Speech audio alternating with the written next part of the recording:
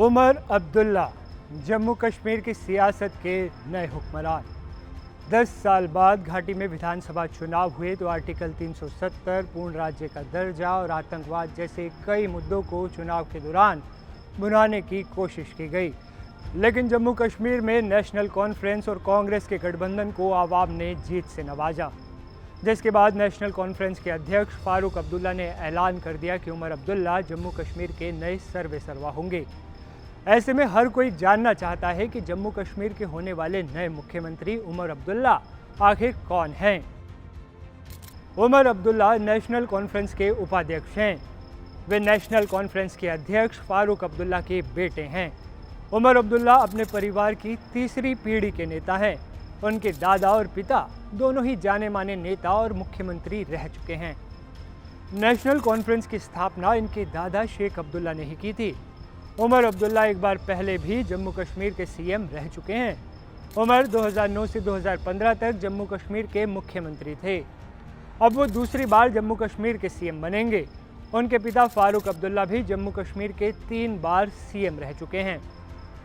उमर अब्दुल्ला का सियासी सफ़रनामा देखने के बाद ख्याल आता है कि वो बहुत ज़्यादा अमीर होंगे, क्योंकि जिसके दादा और पिता सीएम रहे हों, जो खुद भी मुख्यमंत्री रहा हो, उसके पास तो करोड़ों की जायदाद होगी। क्या असलियत में भी ऐसा ही कुछ है? आइए जानते हैं। दरअसल उमर अब्दुल्ला की कुल संपत्ति महज 54,45,000 रुपये है। उनके पास नगद धनराशि केवल 95,000 रुपये है।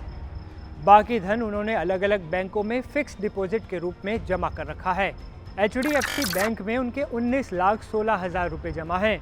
श्रीनगर बैंक में 2,20,930 रुपये, J&K बैंक में 1,91,745 रुपये।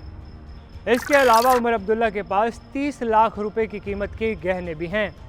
जम्मू कश्मीर के पूर्व मुख्यमंत्री और नेशनल कॉन्फ्रेंस के नेता उमर अब्दुल्ला ने इस विधानसभा चुनाव में गांदरबल के साथ साथ बड़गाम सीट से भी चुनावी ताल ठोकी थी और उनका ये फैसला सही भी साबित हुआ। वे दोनों सीटें जीत गए।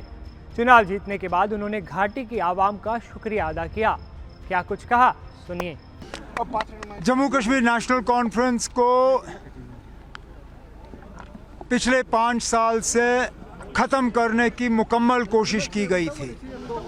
यहाँ बहुत सी ऐसी तंजीमें खड़ी की गई जिनका मकसद था नेशनल कॉन्फ्रेंस को ख़त्म करना, लेकिन अल्लाह का फजल है कि जो हमें ख़त्म करने के लिए आए थे मैदान में, वो खुद ही मतलब उनका कोई नामो निशान नहीं रहा। लेकिन हमारी जिम्मेदारियां बढ़ जाती हैं। अब हमारा फ़र्ज़ बनता है कि हम अपने काम के ज़रिए अपने आप को इन वोटों के काबिल और लायक समझें, जो कि अगले 5 साल के लिए हमारी मुकम्मल कोशिश रहेगी। जम्मू कश्मीर को पूर्ण राज्य का दर्जा दिलाना, घाटी की आवाम को उनका हक दिलाना, ये ऐसे तमाम वादे हैं जो उमर अब्दुल्ला ने किए हैं। अब वे आगे की रणनीति में जुट गए हैं। हम उम्मीद करते हैं आपको हमारा ये वीडियो पसंद आया होगा। जम्मू कश्मीर की हर बड़ी खबर के लिए आप देखते रहिए NDTV।